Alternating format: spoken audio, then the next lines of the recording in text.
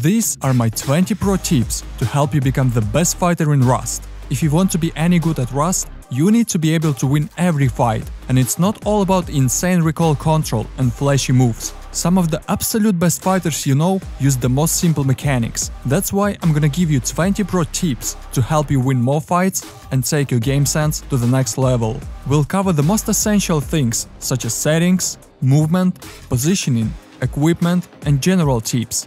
But before that, be sure to hit that like button below, subscribe to the channel and check out today's sponsor. Rustly is one of the fastest growing Rust websites with a lot of games to play, many deposit methods including skins, cards and crypto, and instant withdrawals with a store full of skins. You can claim 5 free cases by using code STELIC or clicking the link in the video description. You can battle against real players or bots in games like Case Battles, Coin Flip and even Minefield and win cool skins. And if it's not enough for you, you can get a lot of bonuses and free cases every 24 hours. In fact, you can get 5 free cases right now if you click the link in the description or go to rustly.com and use code STELIC. And now, let's get back to the video. Tip number 1. Let's start with movement. The best fights are the ones where you know you have the advantage. For example, if you can get behind your opponent or to the side and they can't see you, then even if you have terrible recoil control, you can still catch him by surprise. And the best way to do this is to use quick crouches. This technique is used by absolutely all experienced players, and I'm sure you've seen it many times. Yet, so many players do it wrong.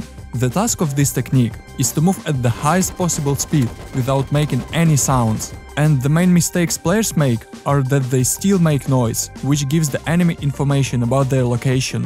Or they can't reach top speed, which makes this technique useless. To fix these mistakes, you need to use this keybind. I leave it in the comments below. It's just a simple auto-run bind that will give you a huge advantage over other players. Just press the Y button or whatever button you choose and spam the control. You don't need to press any other buttons, just spam control. Now you can very easily move at top speed without making a single sound. Here's an example of crouching with and without this bind.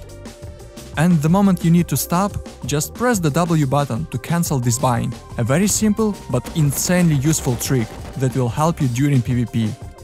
Tip number 2. Now let's talk about baits. Which player is more dangerous? Completely naked with a bandage in his hands or fully equipped with a semi-rifle? In 99% of cases, you'll shoot the equipped player first, then the naked player. So if you have clothes and weapons, it's best not to attract unnecessary attention and take them off. And if you need to, you can quickly grab a weapon, put on a hazmat from the quick slot and suppress your enemies. Tip number 3. Always take barricades with you. It's the most important item during fights. It's even more important than mats, especially since the barricade only costs 250 wood and can be crafted at the first workbench. You can use barricades absolutely anywhere, even inside monuments, but they will be especially useful in open areas, for example in the winter biome, where you'll be going to farm sulfur, or in the desert. Tip number 4. You have to stop being so predictable. Most players will do the exact same thing.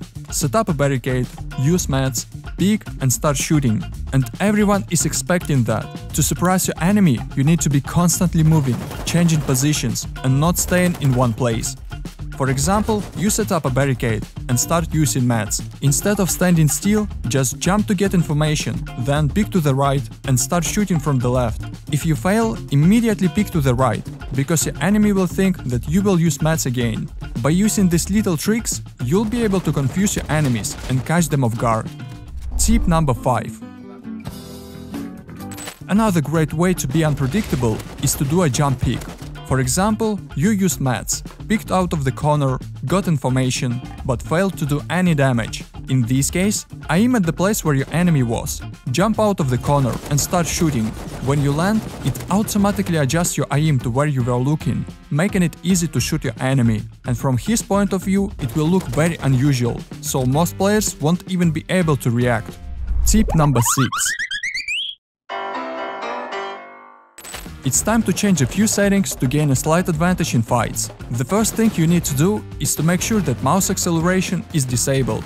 You can do this by searching mouse in Windows Search and click in mouse settings, then click additional mouse options go to pointer options and uncheck this box. This setting makes the sensitivity higher when you move the mouse faster, which is really bad, because you will have a different sensitivity each time and your aim will not be constant. This means that your accuracy will suffer. Tip number 7. To increase FPS and make player models wider, you can use 4:3 resolution. To do this, right-click on your desktop and open NVIDIA control panel. Go to Change Resolution tab and select 1440 by 1080 resolution. I think this is the best resolution for Rust. Next, go to Adjust Desktop Size and change Scaling Mode to Full Screen. If you don't do this, you will have black bars on the sides. Also, be sure to change the scaling from display to GPU to reduce image output latency. The models of the players will now be much wider, which will make it easier for you to aim at them. Tip number 8. If you want an even bigger advantage, you can increase the game's contrast. This will help you spot enemies more easily in difficult environments. To do this, open NVIDIA panel again and go to Adjust Desktop Color Settings tab. Here you need to make the digital vibrance at least 75%. Or you can use all 100% if you like this kind of picture. You can also add some contrast to see better in dark places and shadows. And most importantly, when night falls on the server, you can change the brightness to 100% to see better in the dark. Tip number 9. Really? Let's get back into the game. If you're tired of the usual red side, you can change it to blue or green. It won't affect anything, but it will make the game more enjoyable. To do this, go to Options, then open Accessibility tab and change the hollow side color to green or blue. That's much better. Tip number 10. If you like sitting on the roof or you've built yourself a great shooting floor, never upgrade the windows to a container skin.